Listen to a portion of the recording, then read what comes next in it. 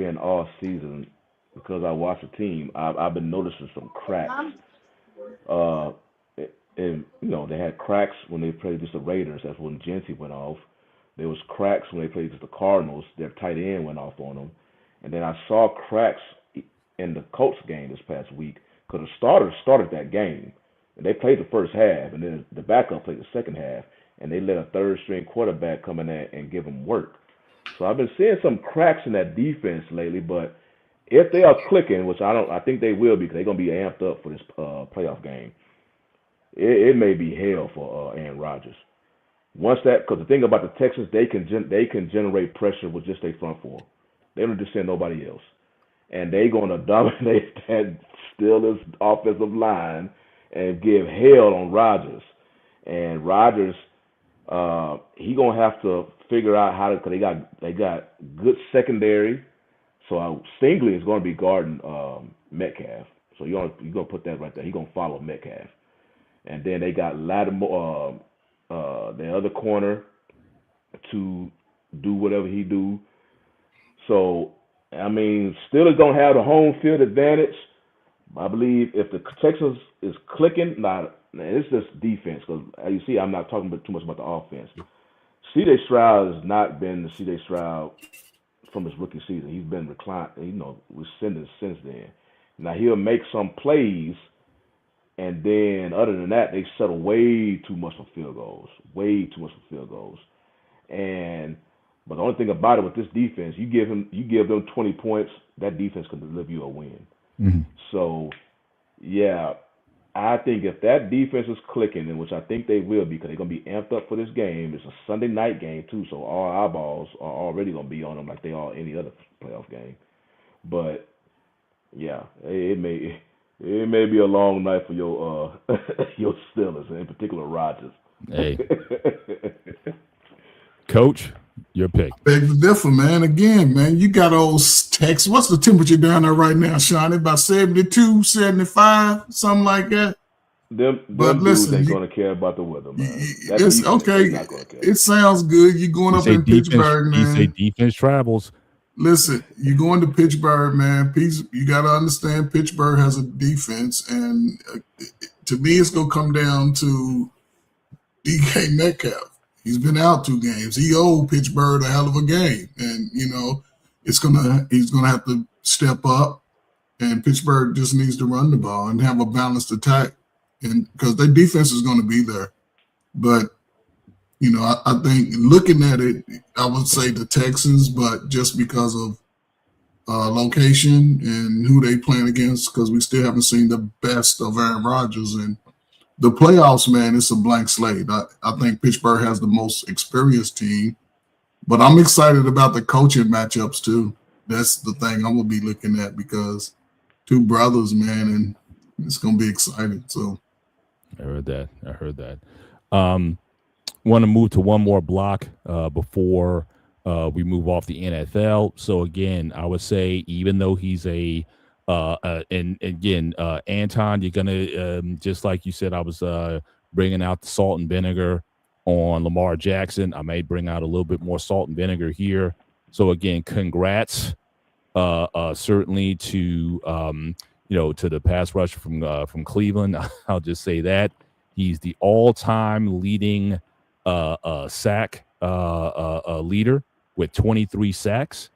And however, Michael Strahan has something to say about the matter. It says, I hold the record for 16-game season. You can't compare records from 12-game seasons to 16 to 17-game seasons. So again, it seems like Michael Strahan is being a little salty, but honestly, guys, I kind of agree with this because I might have been a little bit too young to see him in his prime. I still say to this day, O.J. Simpson is, to me, the legit 2,000-yard runner. I know Eric Dickerson has the record, and we all know about O.J. and the stuff that happened after the football. I get all that. But if you ask those guys, if you ask Eric Dickerson who the best was, he says it was O.J. So O.J. did it in 14 games, had no offense. He didn't have a quarterback. He had Joe Gibbs and whoever else was there. He had, had no offense. He was the offense, and he still got 2,000 yards in a 14-game season. So, I think, something valid. I mean, you can make a case even in baseball, Roger Maris should still be the home run king because he hit 61 home runs in 154 games. So if you want to talk about records, I get it. Everybody wants to add more games to the seasons and whatnot. And they talk about the NFL, they want to go to 18 games. But all these records, which are part of the game, are they going to mean anything? They talk about the Miami Dolphins 17-0 season. Well, we know the regular season 17-0, so they can't win it.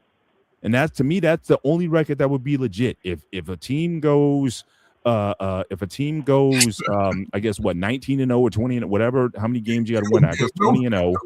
That would be legit.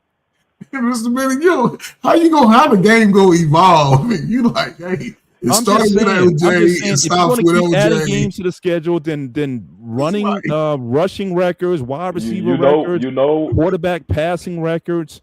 Does that mean anything? Well, we don't have that conversation with no other sport but football because I'm just saying that's what I'm saying. The undefeated season might be the only record that's worth recognizing for the game evolving, for adding more games to the season. If someone goes if that's the case, Brother Bennett, you might as well just take away every other record because I'm just saying, it depends on how you look at it. No, you have a point.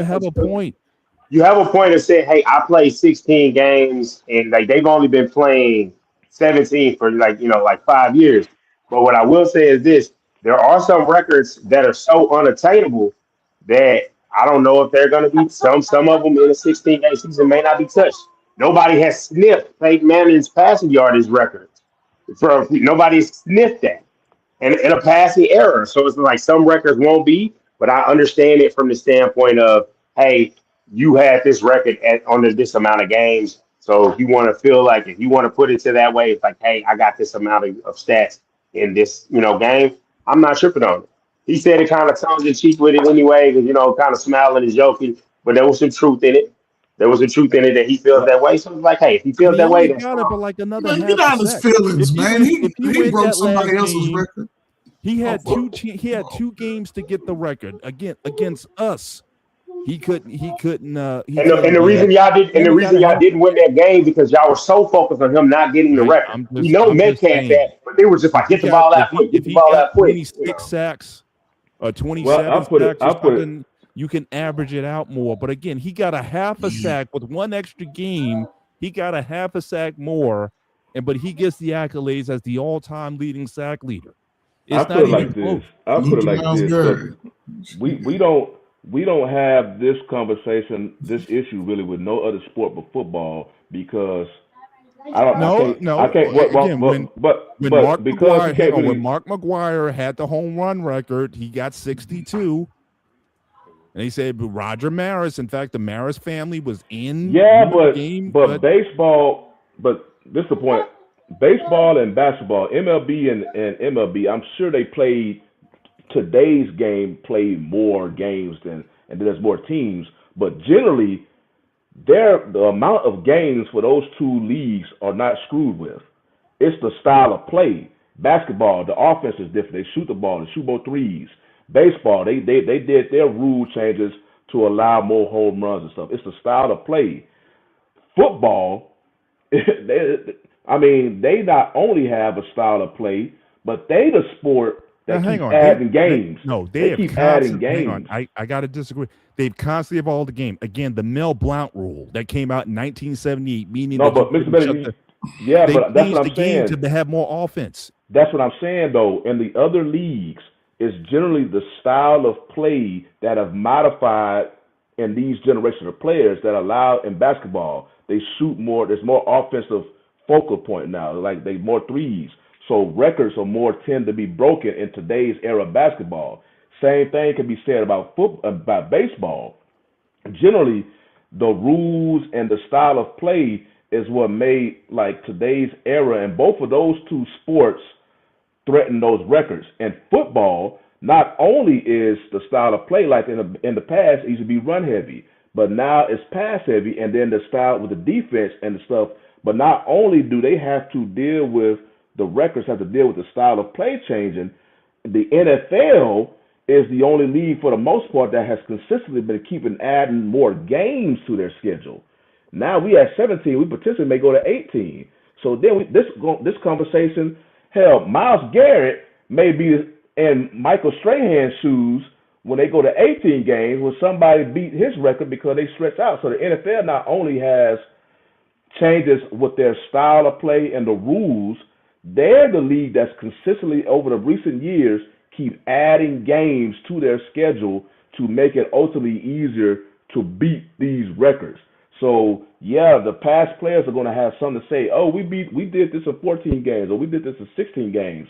Well, Myles Garrett, we might enjoy the record while you have it now, because ultimately when they go to 18 games, that's going to give another player one more game to beat your record.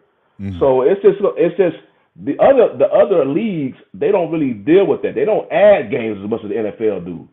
They just change baseball the rules. Added 7 games, 154 to 161. Yeah, but that was like years. The NFL keeps doing this. They add, they just keep adding. Like I said, they're going to add one more, we believe, very soon. Mm-hmm. So a lot of these records, you be like, well, okay, yeah, O.J. Simpson's record is which still amazes extent. The only record I say in the NFL that amazes me to this day is Jerry Rice's. This dude did numbers in a running era. Years. I mean, exactly. In a running era. He put up most of his numbers. I hear you. Dante, what are your thoughts on this, man? I don't think it's that much of a big deal. Like, as far as the records, I mean, records are going to change. The NFL is going to go to 18 games, so people are going to say, "Oh, well, it's this record and that record." But I'm just more so focused on, hey, you get the record, I'll recognize you break it. You know, baseball, like I do. I saw the comment in there about Roger Maris and the home run king. I remember seeing, I think it was like a movie or a docu-movie I saw on that. So like it was a big deal. But it's just like, you know, hey, I understand it. You get your designation of winning and or any record or achievement, so you want to be recognized and honored. So I understand it. Yeah. I'm just saying, I mean, if you want to talk about best runners of all time, I mean, you talk about Barry Sanders, you talk about Walter Payton, you talk about OJ. I mean, even Eric Dickerson. It's just like all you see the highlights. These guys are just taking off or doing some crazy moves and taking off. Like, honestly, again, don't hate. Please, I mean, no disrespect for Cowboys fans. I've seen a lot of Emmitt Smith. Emmitt Smith never like dazzled me. Like, wow, I can't believe that. He's a tough guy, played with a broken shoulder. Again, a compiler, had one of the best offensive lines ever and compiled a lot of yards. But in my view, I wouldn't even call Emmitt Smith in the top 10 of running backs, even though he has the all-time rushing record. But I had an issue with that as a kid. I had an issue with that. As I'm grown and mature, I can fully understand it. My only thing that I've heard this my whole life about this great offensive line, I want to know how many of those people from that offensive line are in the Hall of Fame. And if this offensive line was so great, why aren't they in the Hall of Fame? And how many Pro Bowls did they have before Emmitt Smith showed up? Because I've seen the things when they talk about the Great Wall of Dallas and things like that. That was a hodgepodge mix of guys. Like Nate Newton, you know, shout out to HBCUs, straight out of FAMU. You know, I mean, Mark Tuinei, may rest in peace. You know, and the different players on the schedule. One of the Hall of Famers didn't come into like the end in Larry Allen. So it's kind of like that conversation. I hear it, I understand it. You know, he did have great performances. You know, he you know, and we've got to have a conversation about compiling. Unless we're talking about guys with 10-year careers like an Aaron Donald, I don't think it's right to kind of call people compilers, because by that case, at the end of like a Larry Bird's career, he wasn't the guy he used to be. That could be considered compiling. So that's one, you know, in the off season, I would like to have that combo, but I don't get mad at that one anymore about the saying, hey, Emmitt's not in this place or whatever. I'll see the highlights and I look at it and it's like, hey, I know I'm emotionally attached to it. It's one of my favorite athletes, so I try to stay out of that combo. Yeah, and but again, in some of those lanes he used to run through, I'm like, is he even working hard? Like, I never saw him juke. Like you saw Barry Sanders just like guys juking guys out of their cleats, or guys just running over. I never saw him run any of that. I'm just saying, pitch to Al to Emmett. Oh, Emmett goes in. There he goes. It's like he's got my whole thing. My whole thing about that, Mr. Bennett, is if you get a chance to play and have them opportunities, you have to capitalize on it. Oh, 100%. Because you've seen other running backs had good O lines, but they clearly.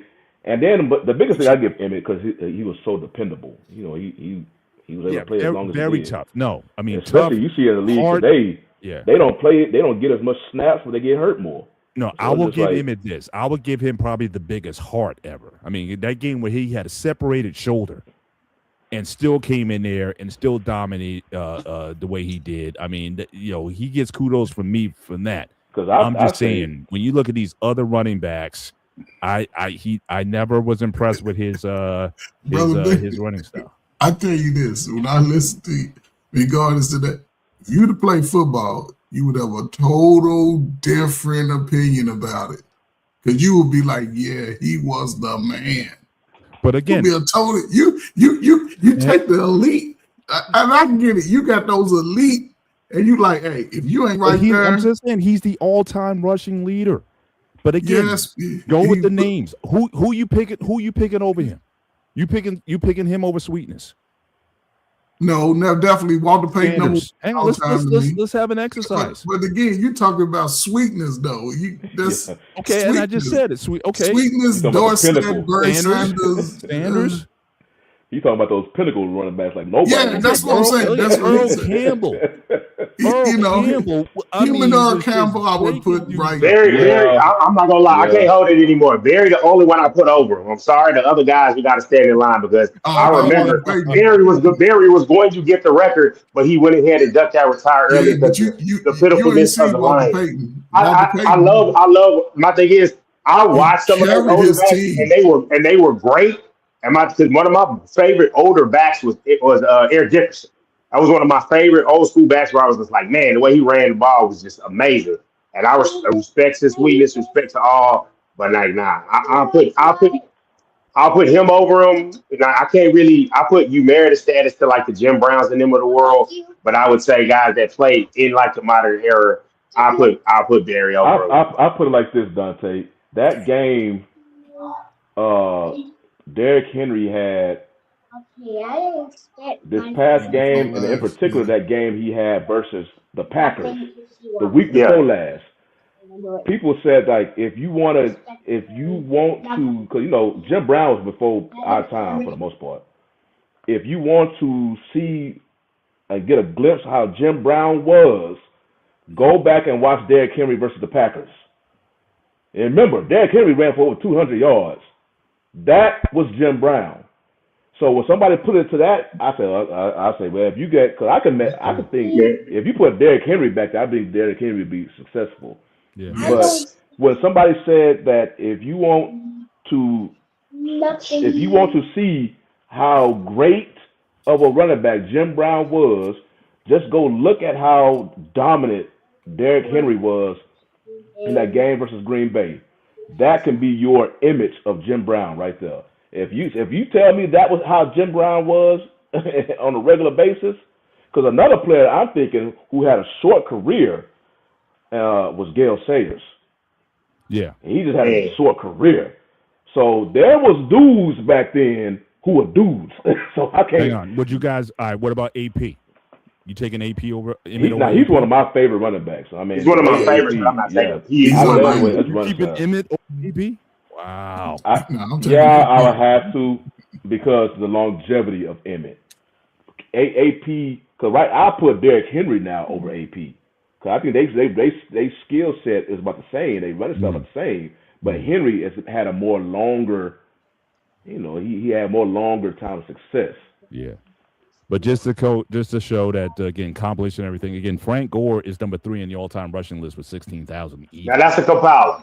Because he never was a guy that, hey, when you line, like even at Miami on that stat roster, you was like, okay, he good, but you felt like Willis McGahee, he was the guy. When he got hurt, Willis was the guy, and then everyone else Clinton Portis was the guy. Clinton Portis was a dog. I hate he played for the Redskins. Oh my gosh, he was amazing. Yeah. But Frank Gore, like, nah, that was always my one. When people put him up there, it's like, bro. And then like he got the Shaq thing where it's just like he got 1 million jerseys. Bro, you wasn't that special. You had to go to all them teams. Now, Shaq, okay, we understand it's the NBA, you were dominant, you went team to team. But like, nah, bro, didn't nobody just love you like that? Nobody. Like, nah. He's still obsessed, but Shaq's numbers when he's especially late in his career, his numbers just fell off. Frank Gore trying to maintain a level of consistency regardless of where he's at. He's gonna give you 1,100 yards. He's gonna give you 1,100 yards, but he wasn't gonna be as good. He wasn't gonna be like from that group. I've still got somebody definitively better than him. Edgerrin James. He came out of the gate like we got rid of Marshall Faulk. You came in, I think it was like 1,400 out the gate, and it was just like. That's what I'm talking about. Like instant, just it was amazing. Gotcha. Last block of the night, gentlemen. So obviously we haven't had a chance to talk a lot of CFP. Lots of upsets. Again, I had avoided the first week because again with James Madison. I mean, just these other teams that were there. I mean, I didn't think they would necessarily do well. But again, shout out to Miami, who has certainly. This is almost sick to me. As much as I hate the Cowboys. I probably hate the Miami Hurricanes even more, but a same player for Michael Irvin. And so clearly he is, taking his belt off and doing all kinds of antics. So, again, having to deal with Michael Irvin every week is almost unbearable. But you got the 4 teams. So you got Oregon playing number 1, Indiana, and then you got Ole Miss and Miami. I think this is a good slate of games. It's just interesting. So all the guys left in there are from Saban's coaching tree, which is also interesting. So again, you got the games coming up. So if you guys want to do picks on these games, is Indiana, are they the favorite now, certainly to win it all, or do you still think there could be some upsets here? They look pretty dominant against Alabama. So I think Indiana has been looking like the best team both sides of the ball right now. One thing though, I think is very important. I don't think Ole Miss, besides the players in the locker room, of course, but I really don't believe that they believe that they was going to be able to beat Georgia, even though they played them close the first time they played in the regular season. And I say that because this Lane Kiffin decision, him going to LSU, it really put it motivated them. Yeah, but it put them it could have really screwed them over. I say that because they didn't believe that they was going to be this far in the playoffs. Right now, Dante knows this probably better than anybody. Right now, we in the middle of the transfer window, portal window.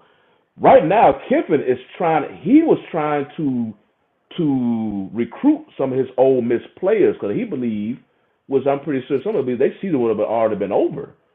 So, hey, come on. Y'all go ahead and transfer with me over here at LSU.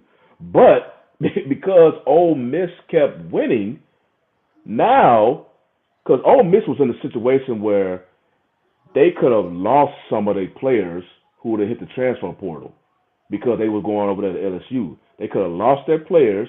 You heard all week about what the decision the coaching staff was going to do because they literally trying to split time between LSU and Ole Miss.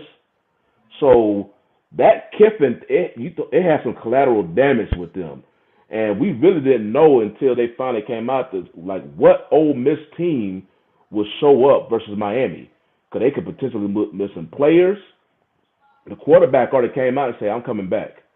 He could have been gone. The coaches could have been gone. So I think, and who knows, if they beat Miami, that conversation can get renewed again before the championship game, because they only have so much time to recruit these players. So it's interesting with this Ole Miss thing because I don't think they would look at they're going to win because this whole Lane Kiffin thing, it could potentially screw them over, but they doing it, they winning in spite of. So I'm happy that the players are doing that. Lane Kiffin, you got to sit this out. Man, you might have to recruit them next year or something. Yeah, he's looking bad, and I gotta jump in real quick. I put the kids in bed, but I'll say this: Lane Kiffin looks so dumb right now with them continuing to win. And I know he's rooting against them because it's probably going to look like Coach Matt Campbell that went from Iowa State to Penn State, where it's like 19 transfers followed him. He was expecting that same thing and think, okay, it's nice. You're going to beat the little team, but then lose to Georgia and everything was cool. But with that said, I think he's going to get his wish. I think Miami's going to win. I think I'm all sold on that formidable front. And the fact is, like, I'm not sold on Ole Miss. I felt like, hey, they got a little lucky to beat Georgia. I think Georgia was the better team, but I'm certainly think Indiana is the favorite, and I'm going with them to beat Oregon again, and just this transfer report. And then what's really going to be interesting once it becomes just the final two, the transfer portal it opens up again for those teams now that their season's over, and it's just going to be a crazy mess. And I'm thinking Indiana versus Miami for the national championship. So that's what I got. Oh gosh. I can't tolerate Michael Irvin. I can't handle it. I can't handle it. Win the championship, Michael Irvin will be all in your preaching. Yeah, he's out there preaching. Going crazy. And I forgot. I didn't get my pick. I got the Texas beat the Steelers. I got the defense. I know we talk about the cold weather, but physical defense travels, and I just don't. Especially with Derek Stingley Jr. being able to match up against DK. Versus Metcalf. Metcalf, his matchups with elite corners sometimes, like a lot of guys, goes a little so-so. Obviously, I know he's got a chip on the shoulder for that suspension, but that's what I got in that one. So, but all right, fellas, I will catch y'all next week. Appreciate you, bro. Appreciate you, and we'll definitely see you next week. But we're gonna wind down the show. First of all, I just want to acknowledge Cali Blue. Subscribe to the channel. Thank you very much for and welcome aboard. We do this every Wednesday. 8 p.m. Here on the channel. And I do want to certainly, I got one more super chat that I must acknowledge. So again, from my guy Anton, who's always talking about, we don't talk about hockey in these spaces, but I did have one topic for you though. But again, appreciate it. Not talking about the World Junior Championships, but Team USA has put out their rosters, all right, for the Olympic Games. Coming up now. Again, I have no idea who these players are. Again, my hockey is off, but nevertheless, I just want to acknowledge. I wanted to kind of give you something. So you said we didn't go over hockey. I didn't add this during the show. I pre-planned this. I was like, I'm going to show Anton that I'm going to have a hockey segment. So again, but this is actually I will get more into this because the one area where I really get into hockey is the world hockey, the Olympic hockey. Not even the World Championship stuff, but Olympic hockey. Ever since, Coach, you and I remember 1980. Do you believe in miracles? Yes. So I've always been sold on Team USA hockey. Heartbroken a couple Olympics ago when it was Team USA versus Canada for the championship. Actually, it was the women and the men, Team USA and Canada, and they lost it late, both of them. I was shook. From that Olympic game. So hopefully they can, we can do it again, have Team USA and whether it be men or women, hopefully they can, certainly get it together. But again, I got Anton. I certainly wanted to, certainly acknowledge, the hockey that I am listening and I will get better. And again, we're still waiting for you. Let us know when you launch your channel talking about hockey.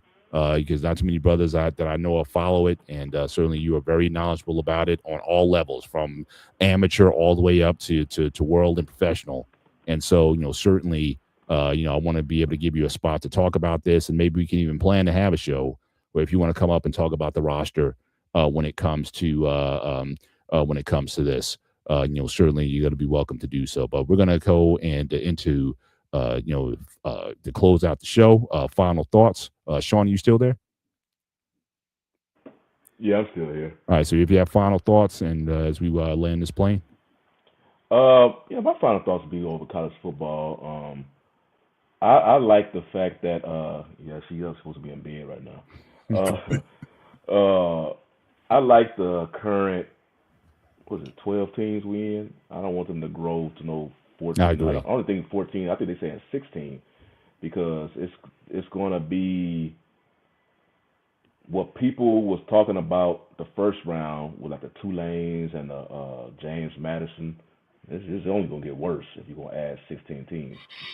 Even though I do like the fact that those respective schools get to enjoy or experience college football because it brings them money and whatnot, that I do like. But as far as the fact that everybody complains about the level of competition and the first games, it's going to get worse. So we already know that, and if the NCAA decides to go to 16 team playoff, then you already know it's just all about money, which I'm not surprised because I put the way the NCAA is ran, they almost no different than the IOC than me right now. Mm-hmm. Yeah, for sure. Coach, final thoughts on your end? I mean, I would be interesting to me if they would add another team or two, but I think NIL is going to continue to have a roller coaster effect on the college game anyway. So it'll be interesting over the next couple of years. But as far as the NFL is concerned, man, listen, man, this is a great time for football, man. This is what y'all football fans like. So just sit back. If your team ain't in it, just be a neutral fan, man, and just watch a good game. I don't care if it's 3-0. That means both teams fought hard, man. And if your team lose, don't be going around waving your father coach banner. They made it to the playoffs. But no, man, salute to everybody, man. Great show, man. So let's get ready for tomorrow night, man. It's going to be a great game tomorrow. And, hopefully you don't lose all your money betting on the game. I put it like this, Mr. Bennett, before you give yours.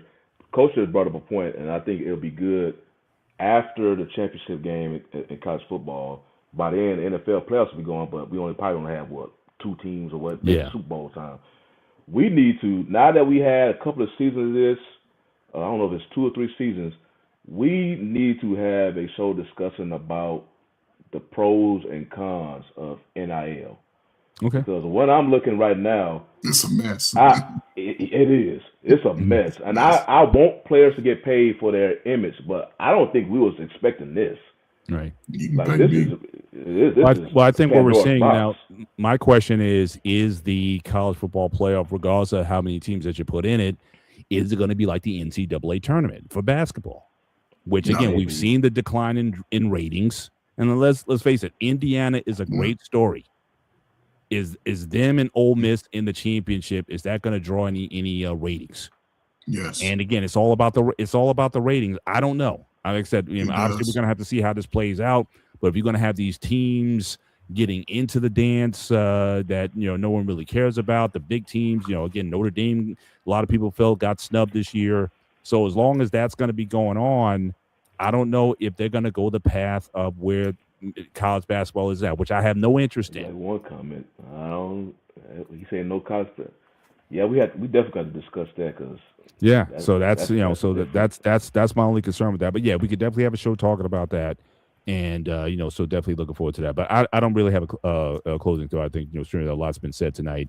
But again, I would say certainly Wild Card Weekend is my favorite time of the year in the NFL, hands down. That's where you go. You get coach. You get the 6-foot sub.